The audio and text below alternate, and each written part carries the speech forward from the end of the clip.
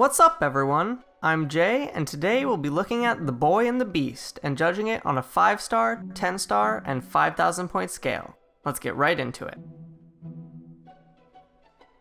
The Boy and the Beast is a fantasy adventure film produced in 2016 by Studio Chizu. I watched this movie with the English language dub, and it follows Kyuta.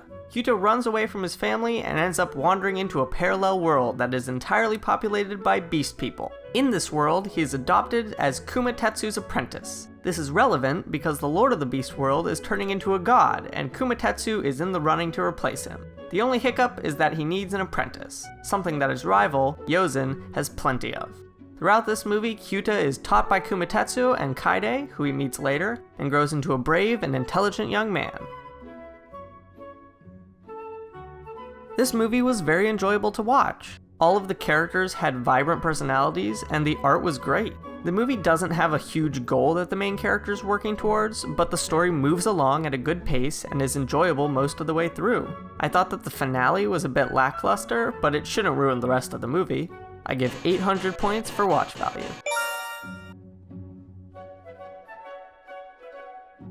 I would definitely watch this movie again. It's charming and has a wholesome message that I would definitely want to share with people. Also, I'm sure that I could find more stuff to enjoy with another watch. I give 500 points for rewatch value.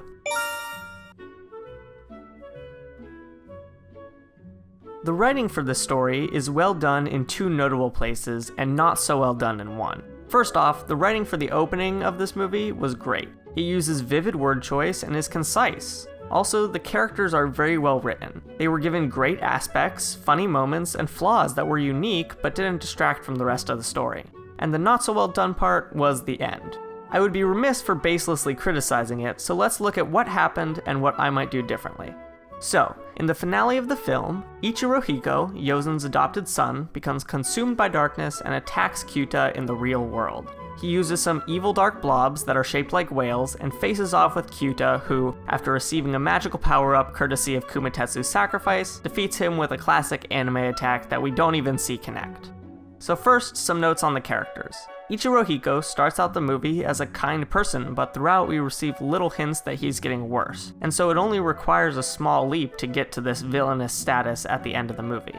Kyuta is strong and brave, on par with Ichirohiko's skills and willing to fight him to the death if need be. Their conflict also isn't an issue, and we have seen the bond between Kumatetsu and Kyuta grow throughout the movie.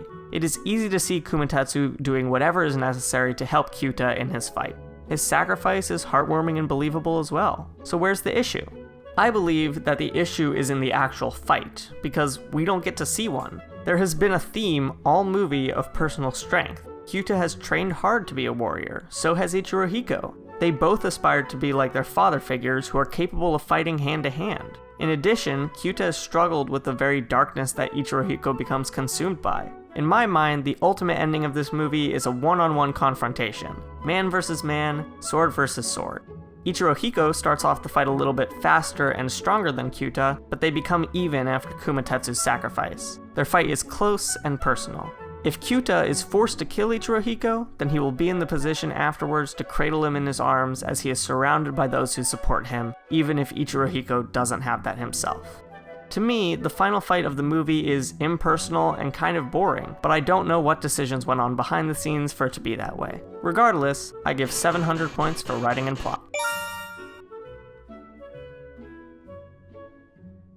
As previously stated, the characters in this movie are very enjoyable to watch, and part of that is attributed to the voices behind them. Yozen, voiced by Sean Hennigan, stands out to me. I really liked his character overall. I give 600 points for acting and voice.